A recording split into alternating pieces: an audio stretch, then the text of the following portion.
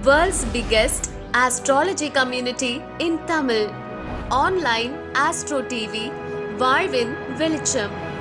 Online astro டிவியை கண்டு மகிழுங்கள்.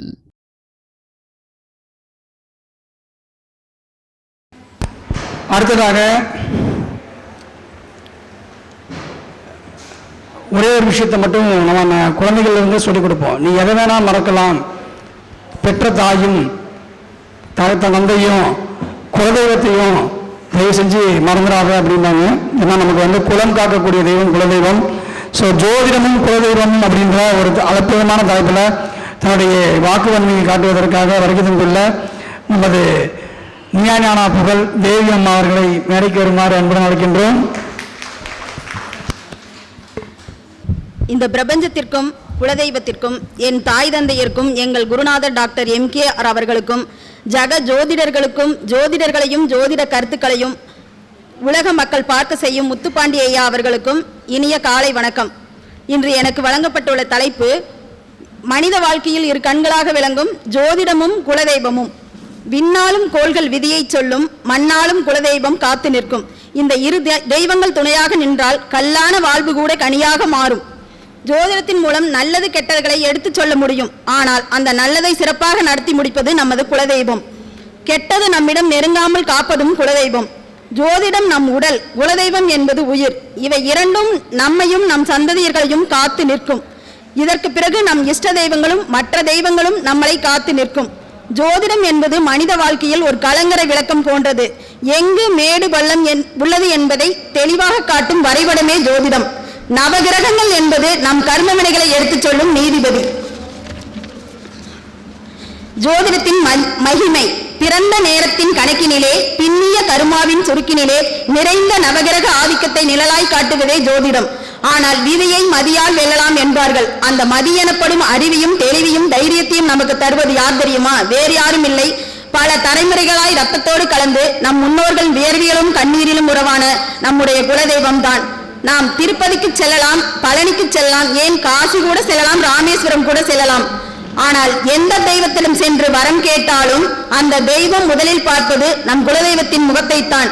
இவனுக்கு வரம் கொடுக்கலாமா என்று குலதெய்வம் அனுமதித்தால் மட்டுமே எந்த ஒரு தெய்வத்தையும் அருளும் நமக்கு முழுமையாக கிடைக்கும். குலதெய்வத்தின் கருணையை இதைவிட அழகாக சொல்ல முடியுமா?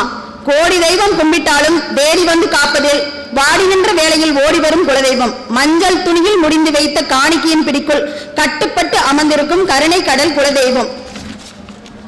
ஒவ்வொரு லக்னத்திற்கும் பஞ்சமஸ்தானம் எனப்படும் 5ஆம் வீடே ஒருவருடைய புண்ணியஸ்தானமும் குலதெய்வத்தையும் குறிக்கும் இடமாகும்.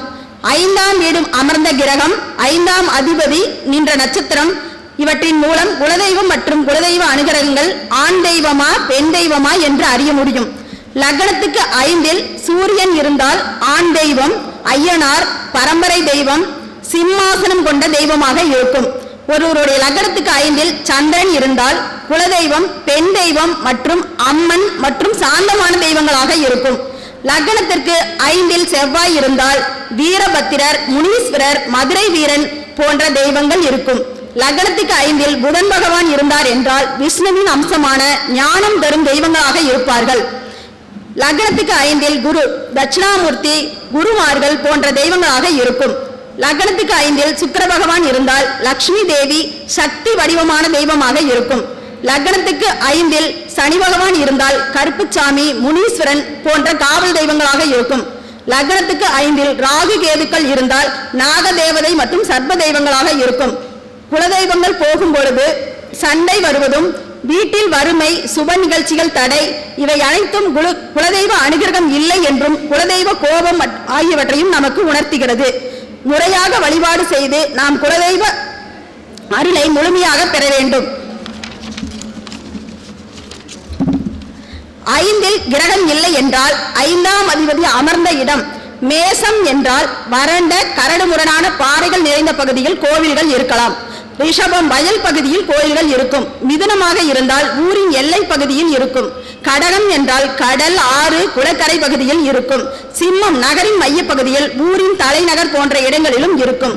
கன்னி என்றால் சுற்றுலா தலம் மற்றும் மக்கள் கூடும் இடத்தில் இருக்கும். துலாம் என்றால் சந்தை பகுதி, வியாபார நகர போன்ற இடங்களில் இருக்கும். விருச்சகம் என்றால் துணி துவைக்கும் இடம், ஆறு ஓடும் இடத்தில் இருக்கும். தனுசு என்றால் அனைவராலும் வழங்கப்படும் புகழ்பெற்ற ஆலயம், சித்தர்கள் ரிஷிகள் வாழும் இடங்களில் இருக்கும். மகரம் என்றால் வறண்ட நிலப்பகுதி, மரம் செடி உள்ள காட்டு பகுதிகளில் இருக்கும். கும்பம் என்றால் புகழ்பெற்ற கோவில்கள் உள்ள நகரப்பகுதிகளில் இருக்கும். மீனம் என்றால் கடற்கரை ஊரு, நகரம் உள்ள பகுதி, ஞானிகள் மகான்கள் வாழும் பகுதிகளில் இருக்கும். குளம் தலைக்க தொடர்ந்து குலதெய்வ வழிபாடு மேற்கொள்ளுவோம். இதில் பெண்கள் மிகப்பெரிய பாக்கியசாலிகள். ஏன் என்றால் 2 குலதெய்வத்தை பெற்றவர்கள் பெண்கள். பிறந்த குலதெய்வம் ஒன்று, புகுந்த குலதெய்வம் ஒன்று, இரண்டையும் வழிபட வேண்டும். 2 தெய்வங்களையும் வழிபட்டால் பெண்கள் வாழ்க்கை மிகவும் சிறப்பாக இருக்கும்.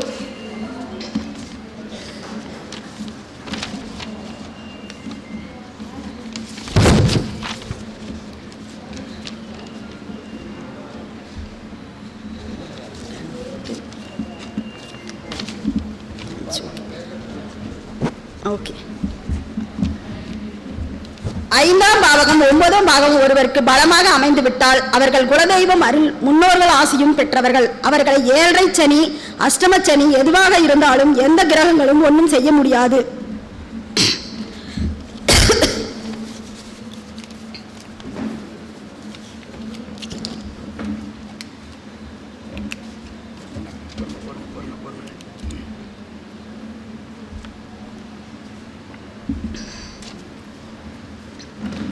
கிரகங்கள் நம்மை வீழ்த்த நினைத்தாலும் குலதெய்வம் குறுக்க நின்று குலையாக காக்கும். ஜாதக கட்டம் எல்லாம் தடை சொன்னாலும் குலசாமியின் ஒற்றை சொல் விதியை மாறும். நம் வீட்டில் ஒரு சுப நிகழ்ச்சி நடந்தால் முதல் பத்திரிகை குலதெய்வத்திற்கு, குழந்தை பிறந்தால் முதல் முடி காணிக்கை குலதெய்வத்திற்கு. ஏன் என்றால் வேர் இல்லாமல் மரம் வளராது, குலதெய்வம் அருள் இல்லாமல் குலம் தலைக்காது.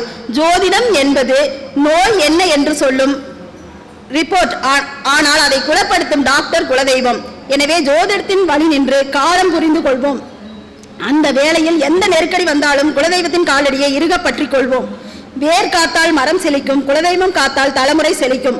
குலதெய்வம் தெரியாதவர்கள் தொடர்ந்து சூரிய வழிபாடு மற்றும் விநாயகர் வழிபாடு எடுத்தால் விரைவில் யார் மூலமாவது குலதெய்வம் தெரிய வரும். முன்னோர்கள் வாழ்ந்த ஊருக்கு சென்று பெரியவர்களிடம் கேட்டு தெரிந்து கொள்ளலாம்.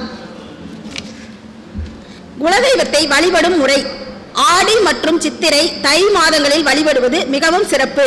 மற்றும் செவ்வாய், வெள்ளிக்கிழமைகளில் குலதெய்வம் கோயில் சென்று வருவது மிகவும் சிறப்பு. பௌர்ணமி, அமாவாசை வழிபாடுகள் செய்வது சிறப்பு.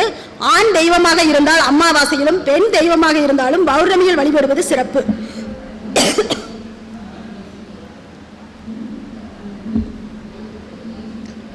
வாழும் வரை நட்சத்திரம், பிறகு திதி. எனவே ஒவ்வொரு குடும்பத்திலும் குடும்ப தலைவரின் பிறந்த மாதத்தில் வரும் பிறந்த நட்சத்திரத்தன்று குலதெய்வம் சென்று வெல்லம், பச்சரிசி, பாசிப்பருப்பு, பசுனை, முந்திரி முதல் நாளை வாங்கி வீட்டில் வைத்து எடுத்து சென்று சர்க்கரை பொங்கல் வைத்து மாலை அபிஷேகம், புடவை சாற்றி வழிபாடு செய்து அங்கு உள்ளவர்களுக்கு அன்னதானம் செய்து வர அந்த குடும்பத்தை ஒரு வருடம் முழுவதும் காத்து நிற்கும் குலதெய்வம்.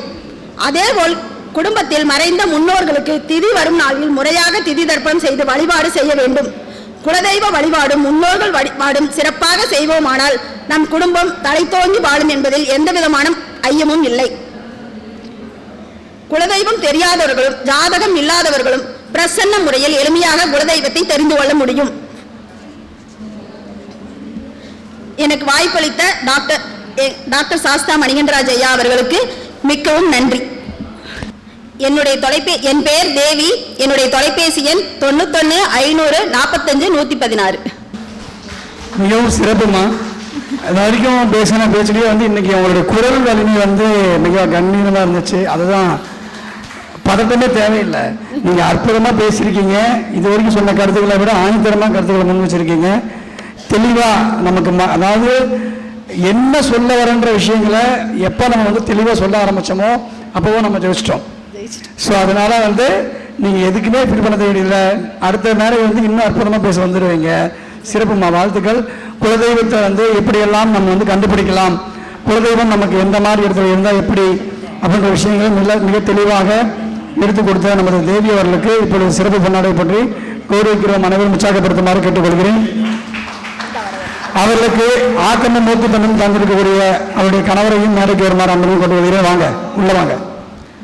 அன்னார் எப்பயுமே எங்களுக்கு ஒரு இது எல்லாத்துக்கும் முன்னாடி கூப்பிட்டு கடைசி வரைக்கும் இருந்து தான் பண்ணுவார். ஸோ அவர்களுக்கும் என்னுடைய வாழ்த்துக்கள், பாராட்டுக்கள்.